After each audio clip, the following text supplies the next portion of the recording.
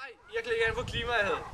Og mine damer og herrer, efter mange missioner har vi fundet årsagen på de menneskeskabte klimaforandringer. Igennem 250 år har vi forbrændt fossile brændstoffer af gennem skorsten, olie, gasser, som rører op i atmosfæren som CO2.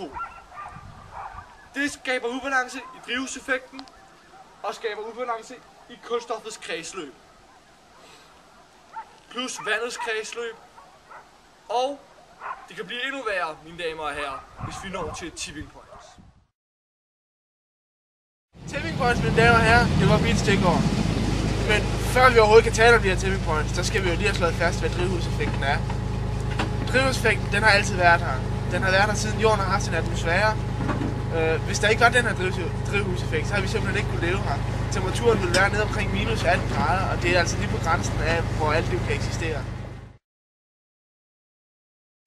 Den her drivhuseffekt, den skabes af en masse gasser. Der er der vanddamp, der er metangas, der er den omdiskuterede CO2, og så er der også lattergas. Drivhuseffekten er jo det, som holder på varmen på jorden, og det ved I sikkert godt.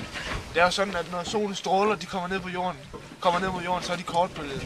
Så rammer de jorden og bliver egentlig til nogle langbølgede stråler. Og det er de her langbølgede stråler, som har meget svært ved at slippe ud igennem de gasser, som der bliver flere og flere af i vores atmosfære. Og det er det, som er drivhuseffekten.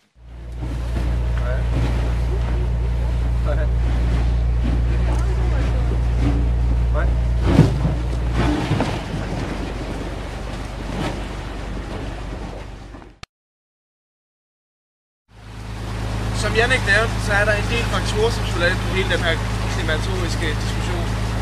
Et af de her tipping points, det er, hvis Golfstrømmen den holder op med at strømme. Golfstrømmen har en utrolig stor betydning for klimaet, især i Danmark for eksempel.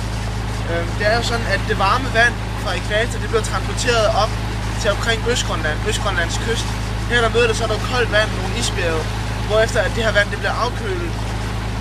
Koldt vand, det vejer mindre end varmt vand, derfor så det her kolde vand, det synker ned på bunden og bliver nærmest skudt væk langs bunden, hvorefter der bliver pumpet nyt varmt vand op fra ækvator. Det er simpelthen hele det her system.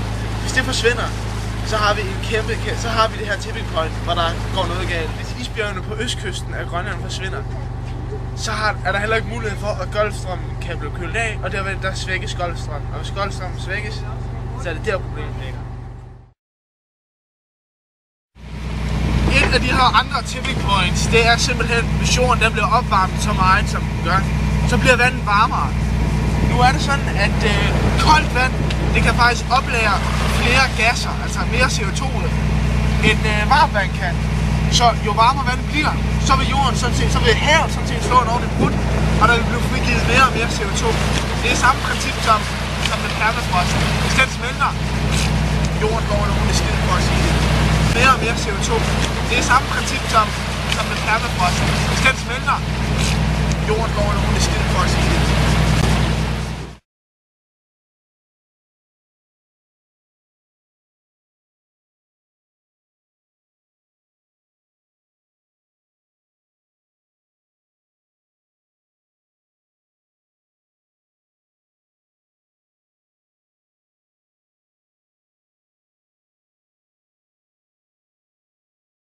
Så er jeg så kommet tilbage igen.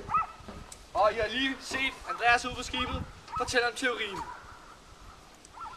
Hvis I vil vide mere, så kan I klikke ind på siden, hvor I finder 3 forsøg og 2 interview. Find selv svaret. Nu så I, hvor let det egentlig var at lave forsøg med kuldioxid. Problemet er bare at fortolke data. Så en kold danskmand, den smager godt. Selvom det er en flad fornemmelse. Så er vi så kommet indenfor i vandrehjemmet, og nu vil jeg vise jer, hvor skævt huset er.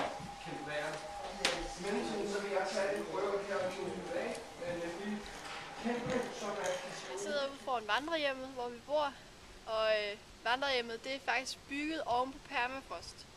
Og det betyder, at når permafrosten smelter, så bliver vandrehjemmet skævt, og det er meget, meget tydeligt efterhånden. 10 meter og 22 centimeter, men så skal vi også lige huske at trække de 2 meter og 9 centimeter fra. Okay. Det er så sigtedybden. Det er så langt ned, man kan se ned i vandet. Ja. Vi har så fundet ud af, at vi kunne se 8 meter og 81 centimeter ned i vandet. Nogle af klimaforandringerne, eller nogle af effekterne af klimaforandringerne, kan godt blive godt for Grønland. Godt for nogle egne af Grønland, og dårligt for andre. I Sydgrønland er der nu her begyndt at være kartoffelavl, og man er begyndt at plante træer. Og der er flere områder, hvor at de har succes med at have rensdyr og får. Så på den måde kan man sige, at de egne, hvor der bliver mere landbrugsjord, der er det jo en fordel. I de egne, hvor at der er fisk, der flytter til andre områder, der er det en ulempe for landet. Så der er ikke et entydigt svar på det.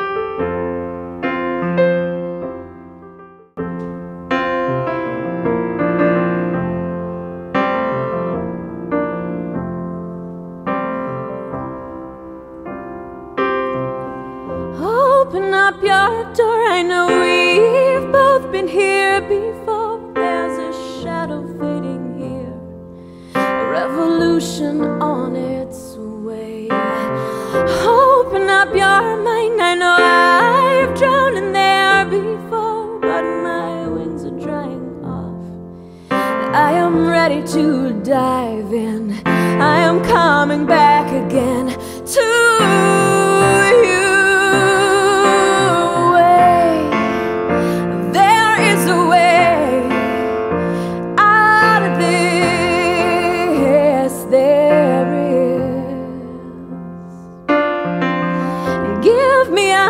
I'll try to explain myself to you. I am the girl who's always with you, the one who's always watching.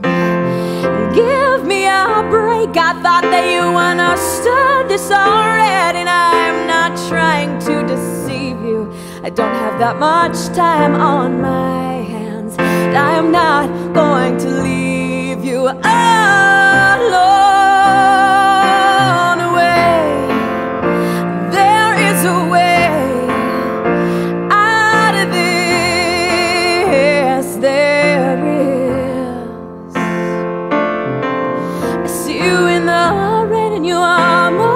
You